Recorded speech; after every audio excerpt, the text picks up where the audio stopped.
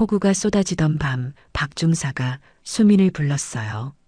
이수민 아사, 오늘 특별 불침번이다. 쓰레기 더미 옆에서 새벽 4시까지 버텨. 비가 너무 심한데요. 농부 딸이 비도 못 맞아? 실망이네. 수민은 진흙탕 속에서 끝내 쓰러졌습니다. 박중사는 군용 담요를 씌우고 발로 밟았어요. 꾀병 그만 부려. 일어나. 숨이 막히던 순간 부대 방송이 울렸습니다. 전 병력 비상대기, 작전사령부 점검 헬기 도착, 구독과 좋아요는 무료입니다. 지난 영상에서 인천 송도에서 듣고 계신다고 댓글 남겨주신 명자님, 정말 큰 힘이 되었습니다. 여러분은 지금 어디에서 듣고 계신가요? 댓글로 남겨주세요. 그럼 지금 바로 며느리 정희가 숨겨온 악랄한 진실을 들려드리겠습니다. 강원도 전방훈련부대 정문을 지나며 이수민은 가슴이 두근거렸습니다. 22살 사관학교를 졸업하고 당당히 임관 후 첫 배치지였거든요. 새하얀 눈이 쌓인 산봉우리들 사이로 펼쳐진 부대의 모습이 웅장해 보였지만 동시에 차가운 기운도 느껴졌어요. 행정반에서 배치 통보를 받으며 수민은 설렘을 감출 수 없었습니다. 하지만 담당 상사의 표정은 시큰둥했어요. 또 여군이군. 요즘 여군들 참 많이 오네. 상사의 말투에서 이미 귀찮다는 기색이 역력했습니다. 수민은 열심히 하겠습니다라고 똑 부러지게 대답했지만 상사는 대충 서류만 건네주며 돌아섰어요. 생활관에 도착해서 짐을 정리하던 수민은 기대감으로 가득했습니다. 드디어 진짜 군인이 된 거라는 생각에 가슴이 벅찼거든요. 책상 위에 아버지 사진을 놓으며 수민은 속으로 다짐했어요. 아버지, 저 정말 열심히 할게요. 여군으로서 자랑스럽게 해낼 거예요. 하지만 현실은 생각보다 달랐습니다. 첫째 날부터 수민에게 주어진 건 온갖 잡무들이었어요. 화장실 청소, 쓰레기 처리, 사무실 정리정돈까지. 다른 남자 동기들은 중요한 업무 교육을 받는 동안 수민만 혼자 걸레질을 하고 있었습니다. 이수민 하사, 여기 바닥 다시 닦아. 화장실 변기 하나하나 다시 문질러. 쓰레기통 냄새 나는데 제대로 안 했네. 부사관들의 지시는 끝이 없었고 유독 수민에게만 까다로웠어요. 같은 실수를 해도 남자 동기들에게는 대충 넘어가는 일들을 수민에게는 몇 번씩 다시 시켰습니다. 점심시간 식당에서 수민은 더욱 서러웠습니다. 밥을 받아들고 자리를 찾는데 남자 동기들이 모여 앉은 테이블에서 수군거리는 소리가 들려왔어요. 여군이 뭐 대단하다고 하사까지 됐대? 사관학교 나와도 결국 잡일만 시키네. 그러게, 무슨 특별한 줄 알았는데. 수민은 젓가락을 든 손이 떨렸지만 태연한 척했습니다. 혼자 구석 테이블에 앉아 밥을 먹는 동안 계속해서 시선이 느껴졌어요. 호기심 반, 조롱 반이 섞인 그런 시선들 말이에요. 오후에는 더욱 황당한 일이 벌어졌습니다. 다른 동기들은 전술 교육을 받는 동안 수민만 부엌에서 설거지를 하라는 지시를 받은 거예요. 여군 하사는 부엌 업무가 더 적성에 맞을 것 같은데 설거지하고 식기 정리해. 부사관의 말에 수민은 어이가 없었지만 항의할 수도 없었습니다. 대답이라도 했다가는 더 큰 구박을 당할 게 뻔했거든요. 설거지를 하며 수민은 울분이 치밀었습니다.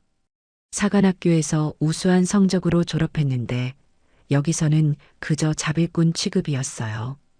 찬물에 손이 빨갛게 부어올랐지만 수민은 이를 악물고 계속했습니다. 저녁 무렵 수민이 마지막 설거지를 마치고 나오자 남자 동기들이 담소를 나누고 있었어요. 수민이 지나가자 대화가 뚝 끊어졌다가 다시 작은 목소리로 이어졌습니다. 역시 여군은 안 되는 것 같아. 뭘 기대했겠어? 원래 여자들은 이런 거나 하는 거지. 사관학교 나와도 소용없네. 수미는 주먹을 꽉 쥐고 빨리 걸음을 옮겼습니다. 눈물이 나려 했지만 절대 보여줄 수는 없었어요. 생활관에 돌아와 혼자가 되자 수미는 아버지 사진을 바라보며 속으로 울부짖었습니다. 왜 이래야 하죠? 저도 똑같이 공부했고 똑같이 임관했는데. 하지만 곧 수미는 마음을 다잡았습니다. 여기서 포기하거나 무너지면 안 된다는 생각이 들었거든요. 내가 무너지면 여군 전체가 욕먹는다. 수미는 거울 속 자신을 바라보며 다짐했어요. 지금은 힘들고 서럽지만 절대 굴복할 수는 없다고. 여군의 자존심을 지켜야 한다고 말이에요. 그날 밤 불침번을 서며 수미는 차가운 바람을 맞았습니다.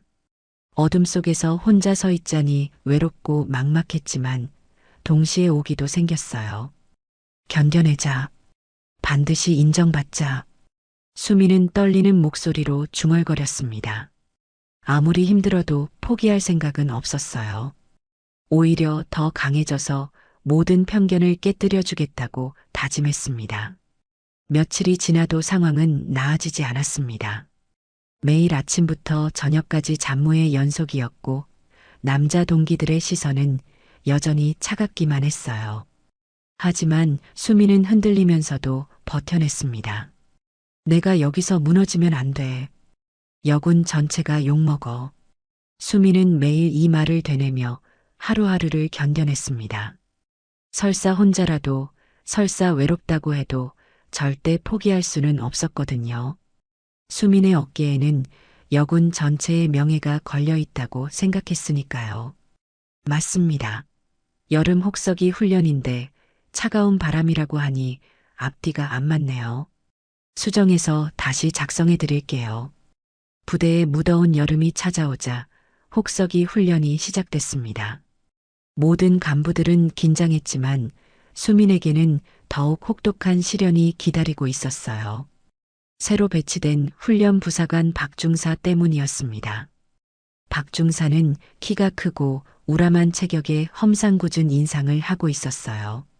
첫 만남부터 수민을 노골적으로 노려보더니 조례 시간에 모든 간부들 앞에서 대놓고 말했습니다. 여기 여군 하사가 하나 있네. 좋아. 앞으로 내 훈련에서는 여군이라고 특별 대우 기대하지 마. 박중사의 목소리는 차갑고 날카로웠어요. 수미는 등골이 서늘했지만 똑바로 서서 대답했습니다. 네, 알겠습니다. 병사랑 똑같이 불침번 서라. 간부라고 해서 편하게 잘 생각하지도 마. 다른 남자 동기들은 간부 숙소에서 편안히 쉬는 동안 수민만 병사들과 함께 불침번을 서야 했어요. 그것도 하루가 아니라 연속으로 말이죠. 첫째 날 밤 수민은 새벽 1시부터 3시까지 초소에서 불침번을 섰습니다. 무더운 여름밤이었지만 새벽 공기는 습하고 끈적했어요. 모기들이 윙윙거리며 달려들었고 땀이 흘러내렸습니다. 혼자 서 있으니 막막하기만 했어요. 다음 날 훈련에 지장이 있을까 걱정됐지만 박중사의 명령을 거부할 수는 없었습니다. 둘째 날 밤에도 마찬가지였어요. 이번에는 새벽 2시부터 4시까지였습니다. 수미는 졸음을 참으며 버텼지만 몸은 점점 지쳐갔어요. 눈꺼풀이 무거워지고 집중력도 떨어졌습니다. 끈적한 땀이 등줄기를 타고 흘러내렸지만 닦을 수도 없었어요. 셋째 날 수민의 상태는 이미 한계에 다다르고 있었어요. 훈련 중에도 비틀거렸고 박중사는 그런 수민을 보며 더욱 혹독하게 굴었습니다. 이수민 하사, 뭐야 이게. 정신 차려. 제대로 못하면 밤새 반복이야. 수민은 속으로 분노가 치밀었지만 신고할 수도 없었어요. 신고하면 더 큰 보복이 올 걸 뻔히 알았거든요. 오히려 더 혹독한 괴롭힘이 기다리고 있을 테니까요. 점심시간 식당에서 남자 동기들이 수민을 보며 수군거렸습니다. 쟤 왜 저렇게 초췌해 보이지? 불침번을 계속 서고 있다던데? 박 중사가 일부러 괴롭히는 것 같던데. 한 남자 동기가 수민 옆으로 다가와 작은 목소리로 말했어요. 수민아, 너무 무리하지 마. 신고라도 해봐. 하지만 다른 남자 동기가 비웃으며 끼어들었습니다. 역시 여군은 안 돼. 조금만 힘들어도 이 모양이야. 기절하면 꾀병이지 뭐. 처음부터 여군이 이런 훈련 받는 게 무리였어. 수민은 주먹을 꽉 쥐고 참았지만 마음속으로는 울분이 치밀었어요. 하지만 더 충격적인 건 여자 동기들의 반응이었습니다.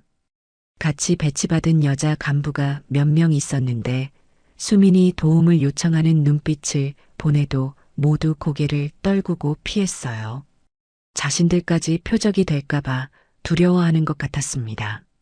언니들, 저 좀 도와주세요.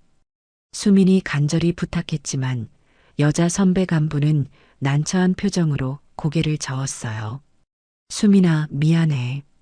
우리도 어쩔 수 없어. 박 중사가 워낙. 조용히 해. 들릴라. 다른 여자 동기는 아예 자리를 피해버렸습니다. 수민은 점점 외톨이가 되어가고 있었어요. 남자들은 조롱했고 여자들은 외면했습니다. 셋째 날 저녁 수민은 화장실 거울에서 자신의 모습을 봤어요. 눈 밑에 시커먼 다크서클이 생겨 있었고 얼굴은 창백했습니다. 하지만 포기할 수는 없었어요. 내가 무너지면 여군 전체가 욕먹어. 수민은 거울 속 자신에게 다짐했습니다. 아무리 힘들어도 견뎌내야 한다고. 그날 밤 또다시 불침번 시간이 됐어요. 박 중사가 수민을 불러내더니 냉소적으로 웃었습니다. 오늘도 열심히 서라. 이수민 하사. 아직 3일밖에 안 됐는데 벌써 이 모양이야? 괜찮습니다. 계속하겠습니다. 수민의 목소리는 떨리고 있었지만 의지만은 꺾이지 않았어요. 박 중사는 비웃으며 돌아갔습니다. 새벽 1시 수민은 초소에서 혼자 서 있었어요. 무더운 여름밤의 습기가 온몸을 감쌌고 땀이 줄줄 흘러내렸습니다. 몸은 비틀거렸지만 정신만은 붙잡으려 했어요. 하지만 한계는 분명히 다가오고 있었습니다. 동기들 사이에서는 이미 소문이 퍼지고 있었어요. 여군은 역시 약하다더라. 3일 만에 적골이면 얼마나 더 버틸까? 박중사도 참 독하게 굴던데. 하지만 아무도 수민을 적극적으로 도우려 하지 않았어요. 남자들은 구경거리로 여겼고 여자들은 자신들에게 피해가 올까봐 침묵했습니다. 새벽 2시가 넘어가자 수민의 다리는 후들거렸어요. 눈꺼풀도 자꾸 감겨왔고 시야가 흐려졌습니다. 하지만 수민은 이를 악물고 버텼어요. 아직 포기할 수 없어. 수민은 초소벽에 몸을 기대며 간신히 서 있었습니다. 그때 박중사가 다시 나타났어요. 수민의 상태를 확인하러 온 것 같았는데 비틀거리는 모습을 보더니 고개를 저었습니다. 여군이 남자들과 같은 훈련 받겠다고? 현실을 봐라, 현실을.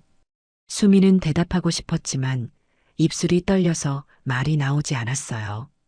온몸에서 힘이 빠져나가는 느낌이었습니다. 그래도 끝까지 고집은 부리는군. 하지만 곧 한계가 올 거야. 박중사의 말이 끝나자마자 수민의 몸이 앞으로 기울어졌어요. 더 이상 버틸 수 없었던 것입니다. 하지만 수민은 쓰러지면서도 생각했어요. 여군들이 욕먹으면 안 돼. 맞습니다. 그 부분이 이상하네요. 박중사가 자신이 가해자인데 오히려 김상병에게 대가를 요구하는 게 말이 안 되죠. 시놉시스를 다시 보니 김상병이 박중사에게 영상을 가지고 거래를 제안하는 상황이어야 합니다. 수정해서 다시 작성해 드릴게요. 수민이 바닥에 쓰러지자 박중사는 혀를 찼습니다. 예상했던 일이라는 듯 냉소적으로 웃으며 수민을 내려다봤어요. 역시 여군은 이게 한계군. 겨우 사흘 만에. 수민은 의식이 흐려진 채로 바닥에 누워 있었지만 박중사의 말이 귓가에 맴돌았어요. 절대 이렇게 끝날 수는 없다는 생각이 들었습니다. 일어나세요. 저 괜찮습니다. 수민이 간신히 중얼거리며 일어나려 했지만 몸이 말을 듣지 않았어요. 박중사는 비웃으며 수민을 발로 살짝 찼습니다. 그만해라. 더 무리하면 진짜 큰일 난다. 하지만 박중사의 목소리에는 걱정이 아니라 조롱이 섞여 있었어요. 수민이 쓰러진 모습을 보며 만족스러워하는 것 같았습니다. 그런데 멀리서 지켜보던 한 남자 동기가 있었어요. 김상병이었습니다. 김상병은 몰래 휴대폰을 꺼내서 수민이 쓰러지는 장면과 박중사가 발로 차는 모습까지 모두 촬영했어요. 이거 재밌겠는데. 김상병은 악의적인 미소를 지으며 영상을 확인했습니다. 수민이 비틀거리다가 바닥에 쓰러지고 박중사가 발로 차는 장면까지 선명하게 담겨 있었어요. 다음 날 아침 수민이 쓰러진 소식은 부대 전체로 퍼졌어요. 조례 시간에 다른 간부들이 수민을 힐끗힐끗 쳐다봤습니다. 수민은 억지로라도 일어나서 조례에 참석했지만 얼굴은 창백하기 그지없었어요. 남자 동기들 사이에서 수군거림이 시작됐습니다. 결국 쓰러졌다더라. 역시 여군은 체력이 딸려. 처음부터 무리였어. 한 남자 동기가 수민에게 다가와 가짜 걱정을 표했어요. 수민아, 괜찮아? 어제 쓰러졌다던데. 네, 괜찮습니다. 수민은 똑바로 대답했지만 그 남자 동기는 고개를 저으며 말했습니다. 무리하지 마. 여군이 남자들과 똑같이 할 필요는 없잖아. 그 말에 주변 남자들이 웃음을 터뜨렸어요. 수민은 주먹을 꽉 쥐었지만 아무 말도 할 수 없었습니다. 김상병은 동료들에게 어젯밤 찍은 영상을 보여주며 키득거렸습니다. 이거 봐, 완전 코미디지? 여군의 현실이네. 박중사도 발로 차던데? 완전 가혹하네.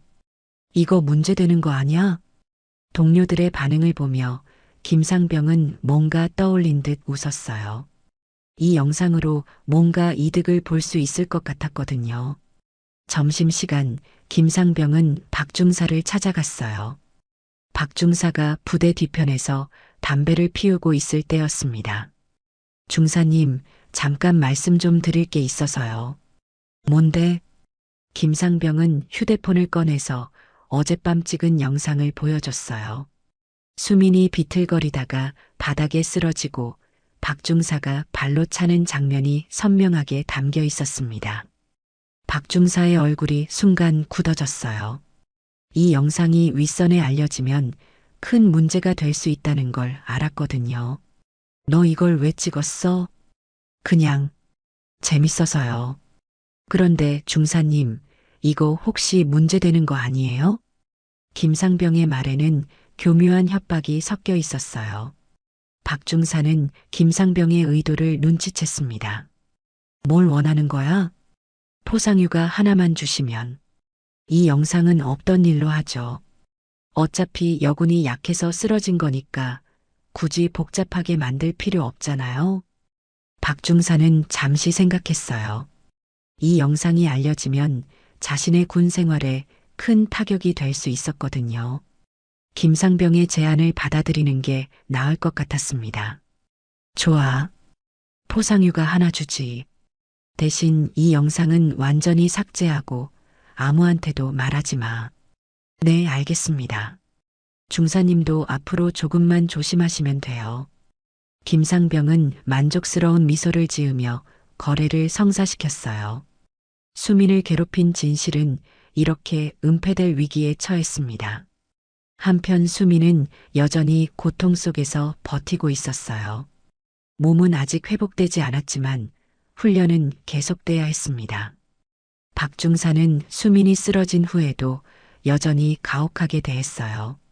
어제 쓰러졌다고 해서 봐주는 거 없다. 오늘도 열심히 해라. 네, 알겠습니다. 수민은 비틀거리면서도 훈련에 참여했어요. 하지만 다른 간부들의 시선은 더욱 차가워졌습니다. 수민이 쓰러진 것을 약함의 증거로 보는 것 같았어요. 여자 동기들마저 수민을 피하기 시작했습니다. 수민과 어울리면 자신들도 문제아로 찍힐까봐 두려워하는 것 같았어요. 수민아, 미안해. 우리도 조심해야 해서. 여자 선배 간부는 미안하다는 말만 남기고 자리를 떴습니다. 수민은 점점 더 외로워졌어요. 그날 저녁 수민은 혼자 식당 구석에 앉아 밥을 먹고 있었어요. 주변에서는 자신에 대한 수군거림이 계속 들려왔습니다. 결국 여군은 한계가 있어. 체력이 딸리니까 어쩔 수 없지. 처음부터 여기 올 사람이 아니었어. 수민은 젓가락을 든 손이 떨렸지만 끝까지 식사를 마쳤어요.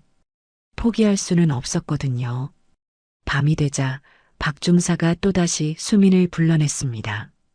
어제 쓰러졌으니까 오늘은 쉴 줄 알았나? 천만에. 더 열심히 해야지. 네, 알겠습니다. 수민은 또다시 불침번에 나섰어요. 몸은 여전히 회복되지 않았지만 굴복할 수는 없었습니다.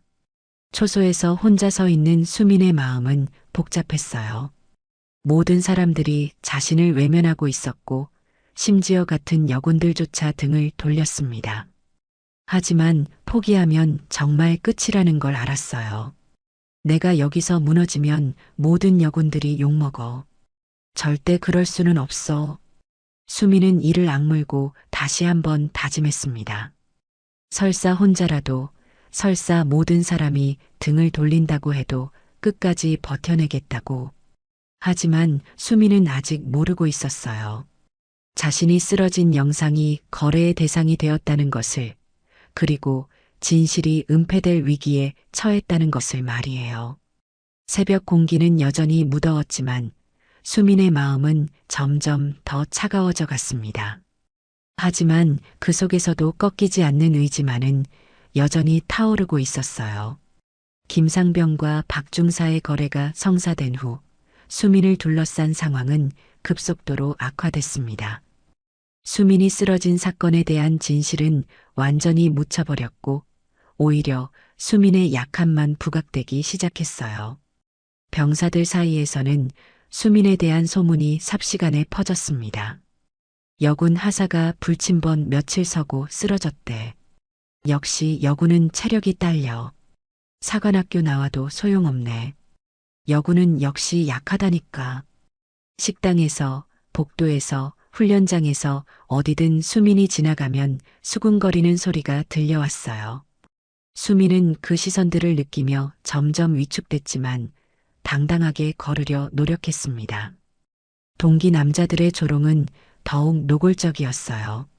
수민이 식당에 들어서면 대놓고 수군거렸습니다. 저기 쓰러진 여군 온다. 며칠이나 더 버틸까? 벌써 얼굴이 저렇게 초췌해졌네. 한 남자 동기가 수민에게 다가와 가짜 걱정을 표했어요.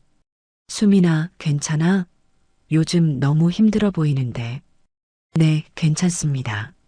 수민이 똑바로 대답하자 그는 동료들을 돌아보며 웃었어요. 아직도 괜찮다고 하네. 정말 끈질기긴 해. 여군의 고집이지 뭐. 언제까지 버틸지 구경해보자. 남자들의 웃음소리가 식당에 울려 퍼졌고 수민은 주먹을 꽉 쥐고 참았어요. 하지만 더 서러운 건 여자 동기들의 반응이었습니다. 처음에는 수민을 걱정해주던 여자 선배들도 이제는 거리를 두기 시작했어요.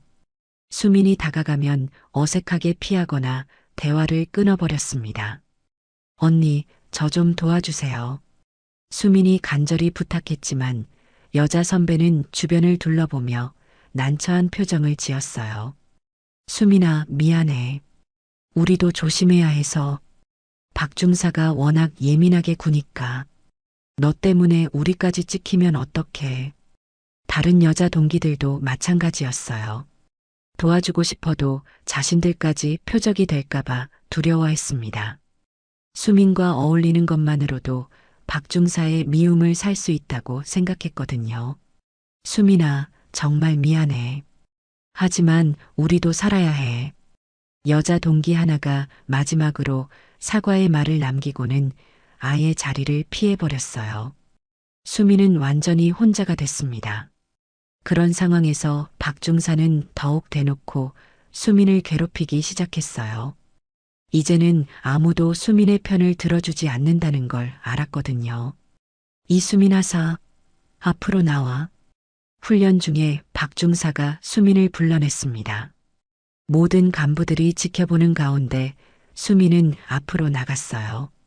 요즘 훈련 태도가 엉망이던데 집중력도 떨어지고. 죄송합니다. 더 열심히 하겠습니다. 더 열심히? 웃기네. 내가 지금까지 열심히 한 적이 있나? 박중사의 말에 주변 간부들이 웃음을 터뜨렸어요. 수민은 얼굴이 빨갛게 달아올랐지만 참았습니다. 그때 박중사가 충격적인 말을 했어요. 내 아버지, 총구석 농부라며? 수민은 깜짝 놀랐습니다. 자신의 가족 사항을 어떻게 알았을까요? 내 집안 배경 다 알아봤거든. 시골에서 농사 짓다가 몇 년 전에 돌아가신 거 맞지? 그런 얘기를 왜? 너 잘 버텨야 체면이라도 서지 않겠냐? 박중사의 말에 수민은 경악했어요. 누군가 아버지의 배경까지 샅샅이 캐낸 것이었습니다. 도대체 누가 이런 조사를 한 걸까요? 농부 딸이 사관학교까지 나왔으니 대단하긴 하지. 하지만 현실은 다르잖아. 아버지 얘기는 그만해 주세요. 수민의 목소리가 떨렸어요. 아버지를 모독당하는 건 참을 수 없었거든요. 왜? 사실이잖아.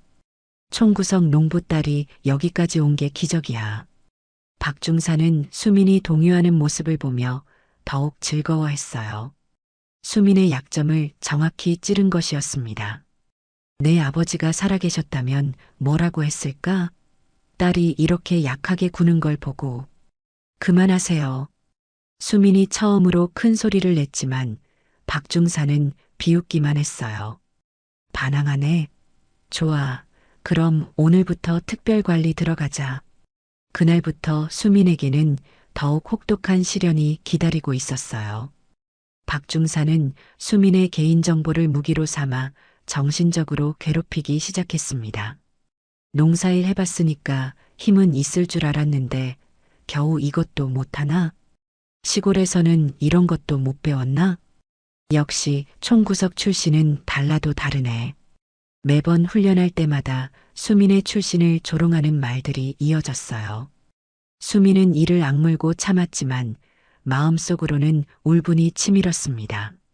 병사들도 이런 분위기를 느끼고 더욱 수민을 무시하기 시작했어요. 이수민 하사 완전 찍혔네. 박중사가 저렇게 구는 걸 보니 정말 문제가 있나 봐. 촌구석 출신이라던데? 그래서 그런가? 수민은 점점 더 고립됐어요. 아무도 말을 걸어주지 않았고 혼자 식사하고 혼자 훈련했습니다. 심지어 복도에서 마주쳐도 모른 척하는 사람들이 대부분이었어요. 그날 저녁 수민은 혼자 생활관에 앉아 아버지 사진을 바라봤습니다. 아버지, 죄송해요. 제가 약해서 아버지까지 욕을 듣게 했어요. 눈물이 뚝뚝 떨어졌지만 수민은 금세 눈물을 닦았어요. 여기서 무너지면 정말 끝이라는 걸 알았거든요. 내가 무너지면 여군 전체가 욕먹어. 아버지 명예도 더 더럽혀져. 수민은 거울 속 자신을 보며 다짐했습니다. 비록 혼자지만, 비록 모든 사람이 등을 돌렸지만 절대 포기하지 않겠다고. 하지만 수민은 아직 몰랐어요. 자신의 개인정보가 어떻게 새어나갔는지, 그리고 더 큰 위기가 다가오고 있다는 것을 말이에요. 박중사의 괴롭힘은 이제 시작에 불과했습니다. 박중사의 괴롭힘이 시작된 지 일주일 후, 하늘에서 굵은 빗줄기가 쏟아지기 시작했습니다. 장마철이 시작된 것이었어요. 부대 전체가 축축한 습기에 젖어들었고 훈련은 더욱 힘들어졌습니다. 그날 저녁 박중사는 수민을 따로 불러냈어요. 비가 억수같이 쏟아지는 가운데였는데도 말이죠. 이수민 하사, 오늘 밤 특별 불침번이다. 네, 알겠습니다. 수민이 대답하자 박중사는 비웃으며 말했어요. 막사 뒤쪽 쓰레기 더미 옆에서 서라. 새벽 4시까지. 수민은 깜짝 놀랐습니다. 쓰레기 더미 옆이라니, 그것도 이런 폭우 속에서 말이에요. 중사님, 비가 너무 많이 와서. 뭐, 비 때문에 못하겠다고? 그럼 내 아버지는 비 오는 날에는 농사일 안 했나? 박중사의 말에 수민은 아무 말도 할 수 없었어요. 아버지 얘기가 나오면 항상 무력해졌거든요. 농부딸이 이 정도 비도 못 맞나? 실망이네. 수민은 이를 악물고 고개를 끄덕였습니다. 포기할 수는 없었어요. 밤 10시 수민은 막사 뒤쪽으로 향했습니다. 쓰레기 더미에서는 역겨운 냄새가 났고 빗물이 고여서 진흙탕이 돼 있었어요. 폭우가 쏟아지는 가운데 수민은 그곳에서 불침번을 서야 했습니다. 견뎌내자. 아버지도 이런 날씨에 농사일을 했잖아. 수민은 속으로 되뇌며 빗속에서 꼿꼿이 서 있었어요. 군복은 금세 흠뻑 젖었고 차가운 빗물이 목덜미를 타고 흘러내렸습니다. 1시간이 지나자 수민의 몸은 추위에 떨리기 시작했어요.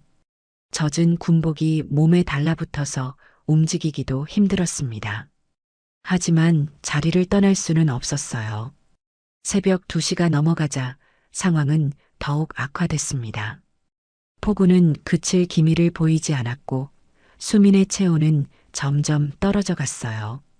입술은 파랗게 질렸고 손가락 끝은 감각이 없었습니다. 조금만 더.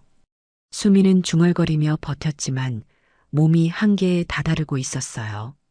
시야가 흐려지고 다리에 힘이 풀렸습니다. 새벽 3시 수민은 더 이상 버틸 수 없었어요. 온몸이 떨리고 호흡이 가빠졌습니다. 그때 갑자기 앞이 캄캄해지며 몸이 앞으로 쓰러졌어요. 쿵! 수민이 진흙탕에 쓰러지는 소리가 빗소리에 묻혔습니다. 차가운 진흙이 얼굴에 닿았지만 수민은 일어날 힘이 없었어요. 그때 박중사가 나타났습니다. 우산을 쓰고 여유롭게 걸어와서는 쓰러져 있는 수민을 내려다봤어요. 또 쓰러졌네. 역시 여구는 이게 한계야. 박중사는 비웃으며 군용 담요를 꺼냈습니다. 그리고는 수민의 머리 위에 담요를 덮어 씌웠어요. 꾀병이냐? 일어나봐. 수민이 움직이지 않자 박중사는 발로 담요를 밟기 시작했습니다. 담요가 수민의 얼굴을 짓눌렀고 숨쉬기가 어려워졌어요. 일어나라고. 이게 뭐야?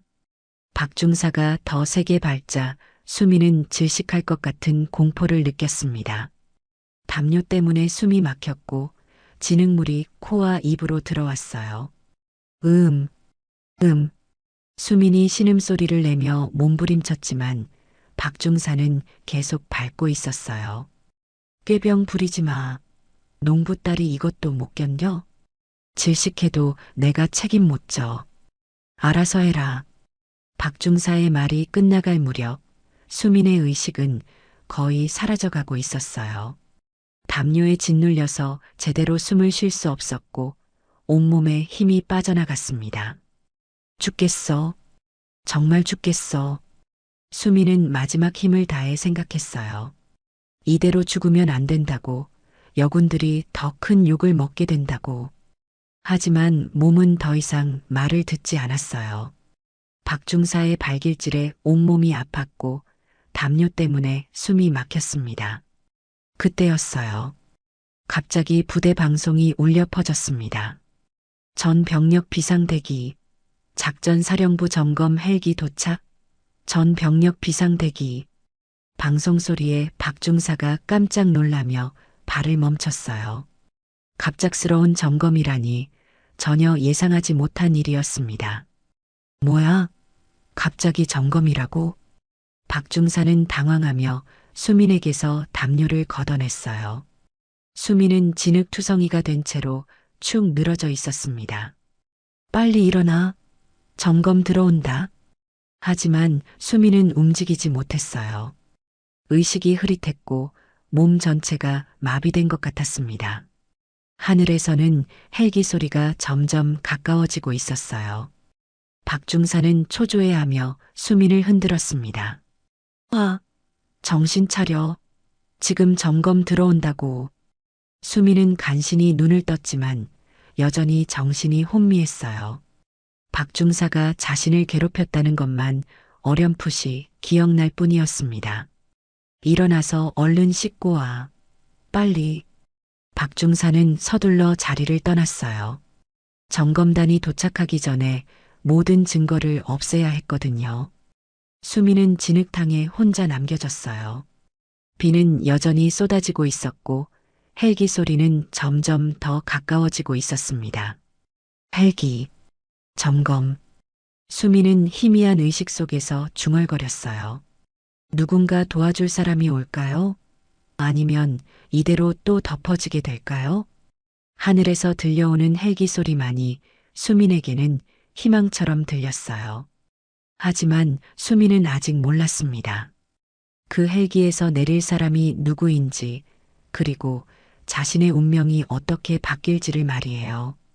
비바람 속에서 수민은 간신히 의식을 붙잡고 있었습니다. 이제 정말 마지막 순간이 다가오고 있었어요. 헬기 소리가 점점 가까워지면서 부대 전체가 비상 상태에 빠졌습니다. 갑작스러운 작전 사령부 점검에 모든 간부들이 서둘러 준비하고 있었어요. 하지만 진흙탕에 쓰러진 수민은 여전히 의식이 흐릿한 채로 누워 있었습니다. 전 간부 집합, 즉시 집합. 확성기에서 울려 퍼지는 목소리에 부대원들이 우왕좌왕하며 뛰어나왔어요. 박중사도 급히 군복을 정리하며 집합 장소로 향했습니다. 수민은 간신히 몸을 일으켜 앉았어요. 온몸이 진흙투성이었고 젖은 군복이 무겁게 달라붙었습니다. 헬기 소리가 머리 위로 지나가면서 강한 바람이 일었어요. 일어나야 해. 점검이라고 했으니까. 수민은 비틀거리며 일어섰지만 다리에 힘이 제대로 들어가지 않았어요. 그래도 간신히 걸음을 옮겨서 막사 쪽으로 향했습니다. 헬기가 부대 중앙 광장에 착륙하자 모든 부대원들이 일렬로 정렬했어요. 수민도 뒤쪽에서 간신히 대열에 합류했지만 온몸이 떨리고 있었습니다. 헬기에서 내린 사람들을 보며 부대장이 긴장한 표정을 지었어요. 작전사령부에서 온 점검단이었는데 그 중에서도 특히 눈에 띄는 사람이 있었습니다. 키가 크고 위험 있는 모습의 중년 남성이 헬기에서 내렸어요. 별이 3개나 달린 계급장이 빗속에서도 번쩍였습니다. 중장이었어요. 부대장이 황급히 달려가서 격례를 했습니다. 작전사 이강호 중장님, 예상치 못한 방문에 갑작스럽게 와서 미안하네. 긴급 점검건이 있어서. 이강호 중장의 목소리는 차분하면서도 위험이 있었어요. 하지만 그의 눈빛은 무언가를 찾고 있는 것 같았습니다. 수민은 대열 뒤쪽에서 그 광경을 바라봤어요. 높은 계급의 장군이 이런 전방부대까지 직접 올 일은 거의 없었거든요. 무슨 일인지 궁금했지만 몸이 너무 아파서 집중하기 어려웠습니다. 이강호 중장은 부대를 둘러보더니 부대장에게 말했어요. 부대 현황 보고 받기 전에 간부들 상태부터 확인하고 싶네. 네, 알겠습니다. 부대장이 대답하자 이강호 중장은 대열을 따라 걸으며 간부들을 하나하나 살펴봤어요. 박중사는 긴장한 표정으로 서 있었습니다. 이강호 중장의 시선이 수민에게 다가올수록 수민은 더욱 초조해졌어요. 자신의 지금 모습이 얼마나 엉망인지 알았거든요. 진흙투성이에 젖은 군복, 창백한 얼굴까지. 드디어 이강호 중장이 수민 앞에 멈춰섰습니다. 그의 눈빛이 수민을 자세히 살펴봤어요. 이 간부는 왜 이런 상태인가? 이강호 중장의 질문에 부대장이 당황했어요. 수민의 상태를 처음 제대로 본 것 같았거든요. 그것은 박 중사가 재빨리 끼어들었습니다. 보고 드리겠습니다. 이 간부는 개인적으로 체력이 부족해서 훈련을 따라가지 못하고 있습니다. 체력 부족? 이강호 중장의 목소리에 의외의 감정이 섞여 있었어요. 분노 같은 것이었습니다. 야간 훈련 중에 자주 쓰러져서 문제가 되고 있습니다. 아무래도 여군이다 보니 박 중사가 변명을 늘어놓는 동안 이강호 중장은 수민을 계속 바라봤어요. 그의 눈빛에서 뭔가 복잡한 감정이 느껴졌습니다. 수민은 고개를 들어 이강호 중장을 바라봤어요. 그 순간 수민의 가슴에서 뭔가 울컥한 감정이 올라왔습니다. 낯설지 않은 느낌이었어요. 간부 성명은 이수민입니다. 수민이 큰 소리로 대답하자 이강호 중장의 눈빛이 흔들렸어요. 마치 확인하려는 듯한 표정이었습니다. 이수민, 고향이 어디인가? 경상북도 안동입니다. 수민의 대답에 이강호 중장의 표정이 완전히 변했어요. 놀람과 분노, 그리고 뭔가 다른 감정이 뒤섞인 표정이었습니다. 주변 사람들은 왜 중장이 이렇게 자세히 묻는지 의아해했어요. 하지만 이강호 중장의 다음 행동에 모두가 충격을 받았습니다. 이강호 중장이 갑자기 수민에게 다가가더니 조심스럽게 손을 내밀었어요. 수민아, 괜찮니? 그 말을 들은 순간 수민은 믿을 수 없다는 표정을 지었어요. 그 목소리, 그 말투가 너무나 익숙했거든요. 아버지. 수민의 입에서 나온 말에 주변 모든 사람들이 경악했어요.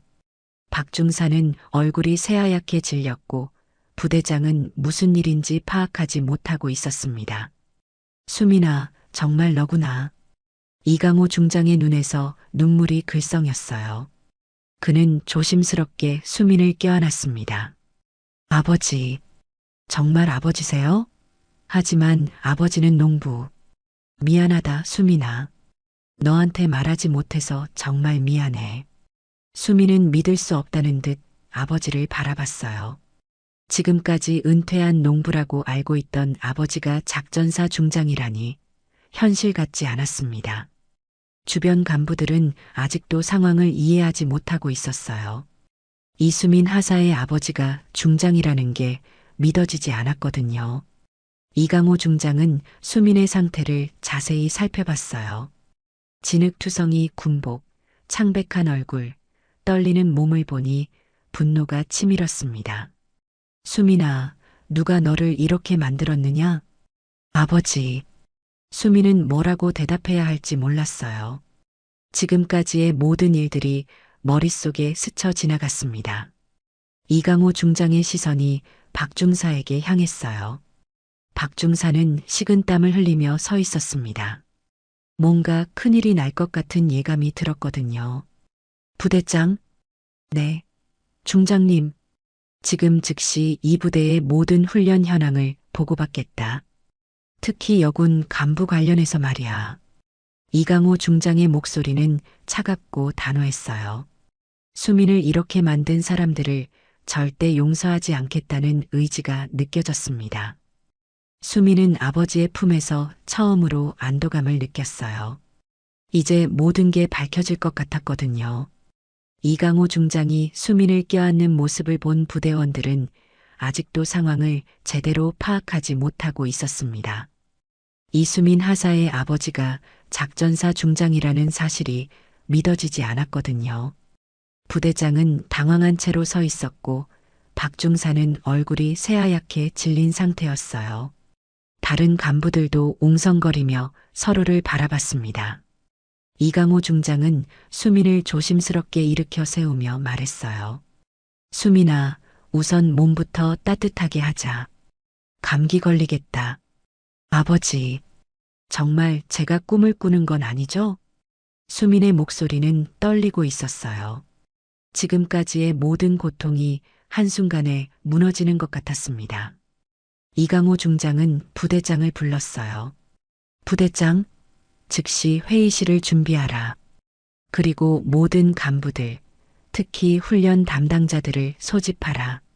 네, 알겠습니다. 부대장이 황급히 뛰어가자 이강호 중장은 수민에게 다가갔습니다. 수민아, 아버지한테 솔직하게 말해줘. 누가 너를 이렇게 괴롭혔느냐? 수민은 망설였어요.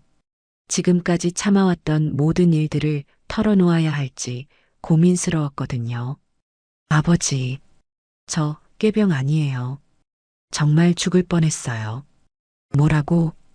이강호 중장의 목소리에 분노가 섞였어요. 딸이 죽을 뻔했다는 말에 참을 수 없었습니다. 수미는 눈물을 흘리며 모든 진실을 폭로하기 시작했어요. 박중사가 저한테만 계속 불침번을 시켰어요. 3일 연속으로. 그리고 오늘 밤에는 쓰레기 더미 옆에서 비를 맞으며 서 있으라고. 뭐? 이강호 중장의 얼굴이 일그러졌어요. 분노로 온몸이 떨렸습니다. 담요로 저를 덮고 발로 밟았어요. 숨이 막혀서 죽는 줄 알았어요. 그놈이 감히. 이강호 중장은 주먹을 불끈 쥐었어요. 자신의 딸을 그렇게 괴롭힌 박중사를 당장 처벌하고 싶었습니다. 아버지, 저 정말 열심히 했어요. 하지만 아무도 도와주지 않았어요. 모두들 저를 피했어요. 수민의 말에 이강호 중장의 마음이 찢어졌어요. 딸이 혼자 이런 고통을 겪고 있는 동안 자신은 아무것도 몰랐다는 사실이 너무 괴로웠습니다. 그리고 제 개인정보까지 다 캐내서 아버지 욕을 했어요. 총구석 농부라고 체면이라도 세워달라고. 뭐라고 했다고? 이강호 중장의 눈에서 화염이 튀었어요. 자신을 모독한 것보다 딸을 괴롭힌 것이 더 용서할 수 없었습니다. 회의실이 준비되자 이강호 중장은 수민의 손을 잡고 들어갔어요. 부대장과 모든 간부들이 긴장한 채로 앉아 있었습니다. 박중사도 맨 뒤에 앉아 있었는데 식은땀을 뻘뻘 흘리고 있었어요. 이미 자신의 운명을 예감하고 있는 것 같았습니다. 이강호 중장이 회의실에 들어서자 모든 사람들이 일어서서 격려했어요. 앉아라. 이강호 중장의 목소리는 얼음처럼 차갔습니다. 그는 수민을 의자에 앉히고 자신도 앞에 섰어요. 지금부터 이 부대에서 일어난 일들에 대해 철저히 조사하겠다.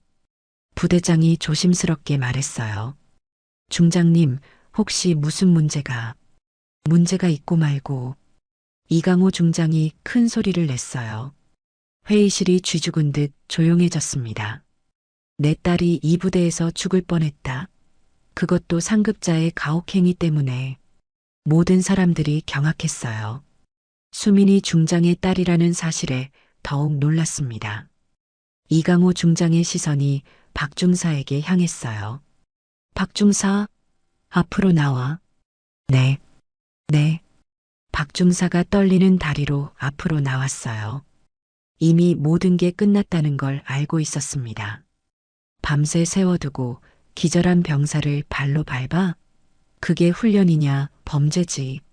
중장님, 그건 변명하지 마. 내가 직접 봤다. 박중사는 할 말을 잃었어요. 이강호 중장 앞에서는 어떤 변명도 통하지 않을 것 같았습니다. 그리고 개인정보까지 캐내서 가족을 모독했다고? 죄송합니다.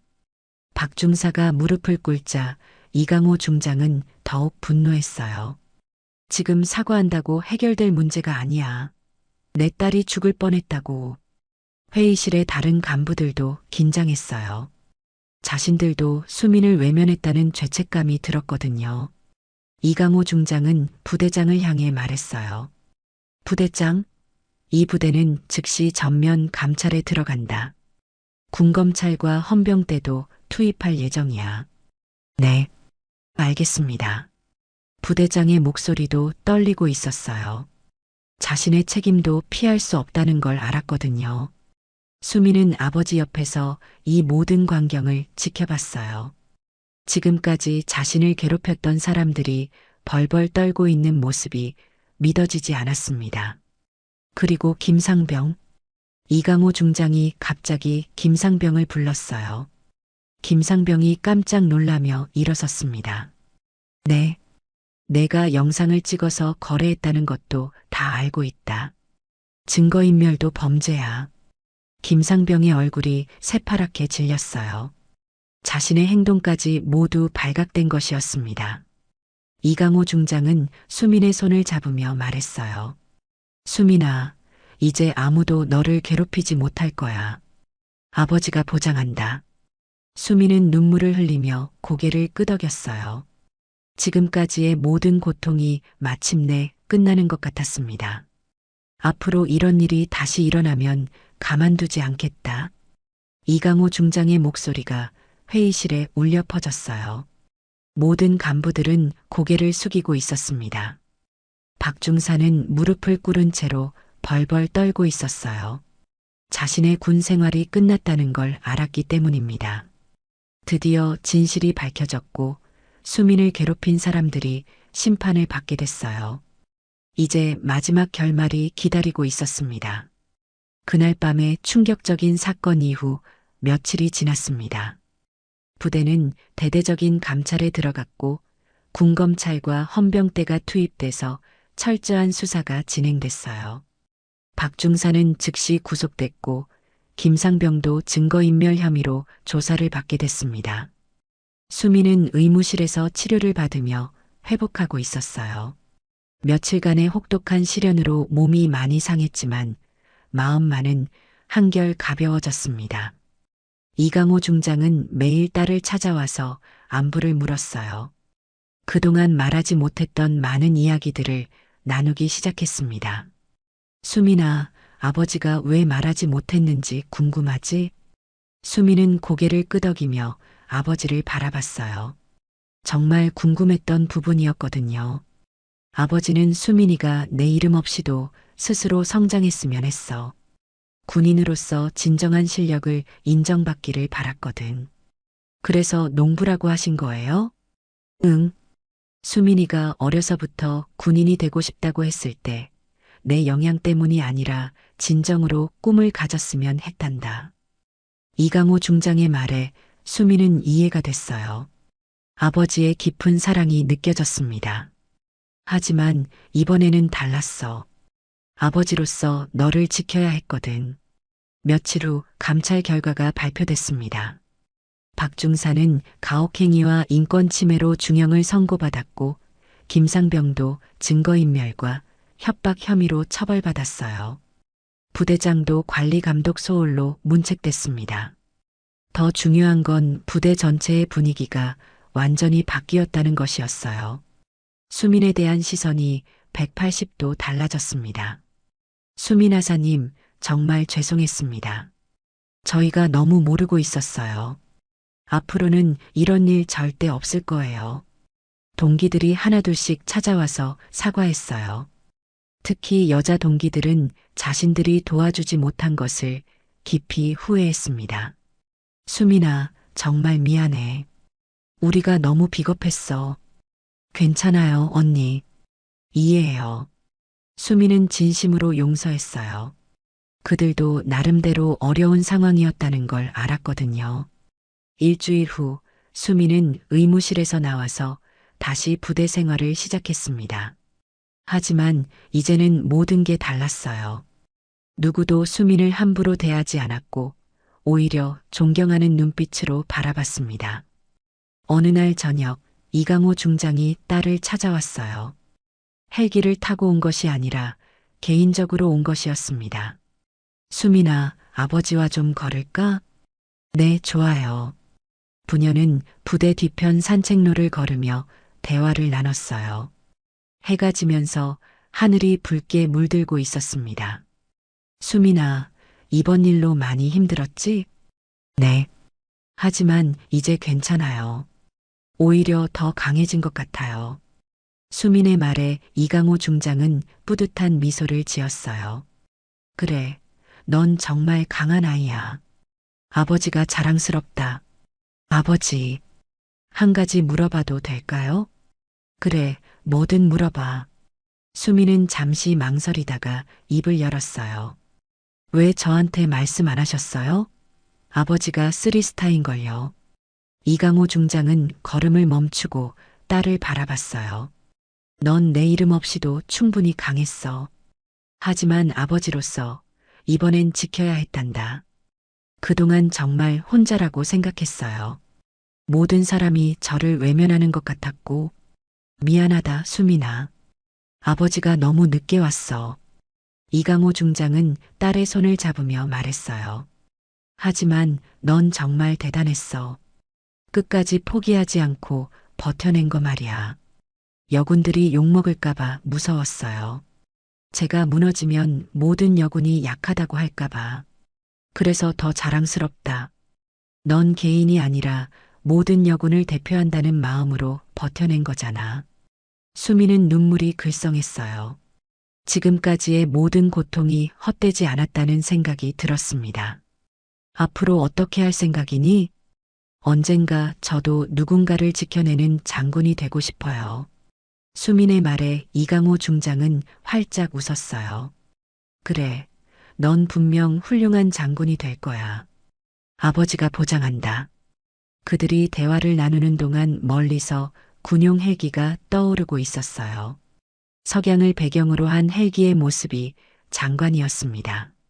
수민아, 이제 정말 새 출발이야. 네, 아버지. 저 절대 포기하지 않을게요.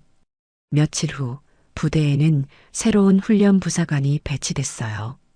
이번에는 공정하고 합리적인 훈련이 시작됐습니다. 수민도 다른 간부들과 똑같은 대우를 받으며 훈련에 참여했어요. 동기들 사이에서도 수민은 이제 리더 역할을 하게 됐어요. 특히 후배 여군들에게는 든든한 선배가 됐습니다. 선배, 정말 대단해요. 어떻게 그런 시련을 견뎌내셨어요? 포기하지 않는 게 중요해. 그리고 항상 기억해. 우리는 개인이 아니라 모든 여군을 대표한다는 걸. 수민의 말에 후배들은 고개를 끄덕였어요. 수민은 이제 진정한 롤모델이 됐습니다. 어느 날 저녁 수민은 생활관에서 아버지 사진을 바라봤어요. 이제 그 사진 옆에는 아버지의 진짜 모습을 담은 사진도 놓여 있었습니다. 아버지, 저 해냈어요. 끝까지 버텨냈어요. 창밖으로는 부대의 평화로운 저녁 풍경이 펼쳐져 있었어요. 병사들이 훈련을 마치고 돌아가는 모습, 멀리서 들려오는 저녁 나팔 소리까지. 수민은 이제 정말 당당한 군인이 됐어요. 시련을 통해 더욱 강해졌고 진정한 리더십을 배웠습니다. 그리고 무엇보다 절대 포기하지 않는 정신력을 기를 수 있었어요. 화면은 멀리 떠오르는 군용 헬기와 굳은 표정으로 서 있는 수민의 모습으로 마무리됩니다. 이제 수민은 누구도 흔들 수 없는 진정한 군인이 된 것이었어요. 이수민처럼 묵묵히 참고 견디는 모습이 우리 세대와 참 닮았습니다. 어려운 시절을 온몸으로 버텨내며 자식들 뒷바라지하셨던 부모님들의 모습이 떠오르네요. 이강호 중장의 깊은 사랑도 마찬가지입니다. 진짜 사랑은 때로는 숨어서 지켜보는 것이죠. 마음 따뜻해지는 이야기가 좋으셨다면 구독과 좋아요 부탁드립니다.